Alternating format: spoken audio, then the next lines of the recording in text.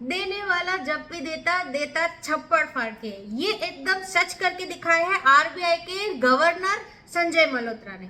शुक्रवार को आई आरबीआई की पॉलिसी के अंदर छप्पड़ फाड़ के उन्होंने इंसेंटिव्स दिए हैं। 50 बेसिस पॉइंट का रेट कट आया है। एक्सपेक्ट कर रहे थे 25 बेसिस का आएगा, जिसकी जगह पे आया 50 बेसिस पॉइंट रेट कट। और उन्होंने सीधा सरप्राइज मूव तो तब खेला जब उन्होंने 1% का सीआरआर कट सीधा दे दिया। 1% के सीआरआर कट से $2.5 ट्रिलियन की लिक्विडिटी अपने इंडियन स्टॉक मार्केट में आएगी, जिसका बहुत ही पॉजिटिव असर स्टॉक मार्केट पे गिरने वाला है। भाई ये मूव तो हमने पहले ही प्रिडिक्ट कर लिया था। हम बार बार बता रहे थे कि टोटल 75 बेसिस पॉइंट का रेट कट आने वाला है, जो उन्होंने दो ही पॉलिसी में दे दिया। पहली पॉलिसी में 25 बेसिस पॉइंट दिया और ये पॉलिसी में बम्पर रेट कट दे दिया, सीधा 50%। तो हमारा प्रिडिक्शन तो सही हुआ। हमने आपको बार बार बैंकिंग स्टॉक रेकमेंड किए, हमने आपको बार बार रियल एस्टेट स्टॉक रेकमेंड करवाए और बार बार हम आपको ऑटो स्टॉक्स रेकमेंड कर रहे थे। तो ये सारे सेक्टर में आपको बहुत अच्छा और बम्पर मुनाफा आपका बना होगा। तो अभी आगे क्या करना है, आगे क्या मूव्स रहेंगे, क्या प्रिडिक्शन रहेगा मार्केट के लिए, कहाँ पैसा बनेगा, सब शुरू करते हैं। चलिए आगे जानते हैं क्या होगा। पिछले हफ्ते शी जिनपिंग और ट्रम्प के बीच में हुए टेलीफोनिक कन्वर्सेशन के बाद चाइना और यूएस के ट्रेड सुलझते हुए दिख रहे हैं, जो इंडिया के लिए भी थोड़ा बेनिफिशियल हो सकते हैं। मेटल स्टॉक्स को सबसे ज्यादा इसमें बेनिफिट मिल सकता है। इसके अलावा इन्फ्लेशन कंट्रोल में आना, आरबीआई का इतना बम्पर पैकेज देना, CRR cut, rate cut, gold loan कंपनियों को बेनिफिट, बम्पर लिक्विडिटी सिस्टम में आना, अर्निंग्स अच्छे होना, ये सारे मिलके स्टॉक मार्केट के लिए बहुत अच्छा फ्यूचर डिसाइड कर रहे हैं। तो आने वाले हफ्तों में मार्केट को बहुत अच्छा पॉजिटिव सेंटीमेंट यहाँ से मिलेगा। और सबसे बड़ी बात, एफआई के फिगर्स भी अब पॉजिटिव आने लग गए हैं। तो अगर अगले हफ्ते एफआई और अच्छा बाइंग करते हैं तो आप देखोगे कि मार्केट में बहुत छोटे समय में बहुत अच्छी तेजी आएगी। तो ये आपको मिस नहीं करना है। तो अब शुरू करते हैं कौन से सेक्टर्स पे आपको फोकस करना चाहिए।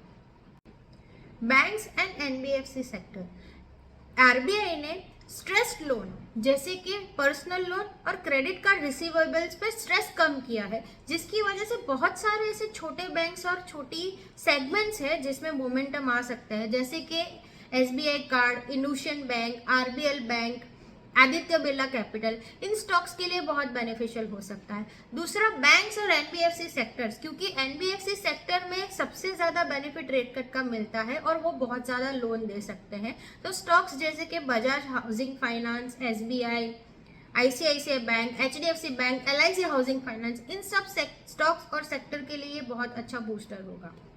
इसके अलावा गोल्ड लोन देने वाली कंपनियां के लिए बहुत बड़ा सरप्राइज है। आरबीआई ने बताया है कि जो gold loan to value ratio 75% था, वो अब बढ़ा के 85% कर दिया है, जो भी 2.5 लाख के नीचे की गोल्ड लोन है उनके लिए। तो मुथूट फाइनेंस और आईआईएफएल फाइनेंस जैसे कंपनियों के लिए ये बहुत अच्छा हो सकता है। मन्नापुरम भी आप खरीद सकते हैं। तो ये रहे बैंकिंग और एनबीएफसी सेक्टर्स के लिए तो पॉजिटिव न्यूज है। इसके अलावा रियल एस्टेट स्टॉक को भी ये फायदा मिल सकता है, क्योंकि रेट कट का सबसे बड़ा असर अपने को होम लोन बाइंग पे देखने को मिलता है और ऑटो बाइंग पे मिलता है। तो अपन अभी भी रियल एस्टेट स्टॉक्स और ऑटो स्टॉक्स को बाइंग रेकमेंड हम अभी भी कर रहे हैं। इसके अलावा बात करते हैं मेटल सेक्टर्स की। यूएस और चाइना के बीच में जो ये बातचीत चल रही है, उसकी वजह से ट्रेड ईज हो सकता है और वहां की इंडस्ट्रीज को रिवाइवल मिलता है। मेटल्स का अभी भी बहुत बड़ा प्रोड्यूसर चाइना है। तो मेटल्स कंपनियां जैसे कि Tata steel, JSW steel, SAIL जैसी कंपनियों को आने वाले हफ्ते के लिए मुनाफा देखने को मिल सकता है। इन स्टॉक्स में थोड़ा सा बढ़त आप देख सकते हो। तो इन सारे सेक्टर और इन सारे स्टॉक्स में आप ध्यान रख सकते हो। अब बात करते हैं टेक्निकल्स की। तो टेक्निकल लेवल्स क्या होना चाहिए, ट्रेडर्स को क्या करना चाहिए, आइए शुरू करते हैं। जैसा कि आप सब देख पा रहे हैं, निफ्टी 50 का चार्ट है। पिछली बार का हमारा प्रेडिक्शन एकदम सटीक रहा। हमने प्रेडिक्ट किया था कि निफ्टी 25,150 के ऊपर नहीं निकलेगी, वो उसी रेंज के दायरे में रहा। पर इस बार जैसे कि आप देख पा रहे हैं, ये जो वाइट लाइन है वो सजेस्ट कर रही है कि इस बार जैसे ही निफ्टी 25,100 के ऊपर निकलेगी, 25,150 के ऊपर निकलेगी, वो अच्छा ब्रेकआउट देगी। और सेम चीज़ RSI में भी दिख रही है। RSI में पॉजिटिव क्रॉसओवर आया है, तो ये दोनों चीज़ें मिलके सजेशन दे रहे हैं कि इस बार जैसे ही निफ्टी 25,100 क्रॉस करेगा ऊपर की साइड में, हमको नेक्स्ट लेवल देखने को मिलेगा 25,500।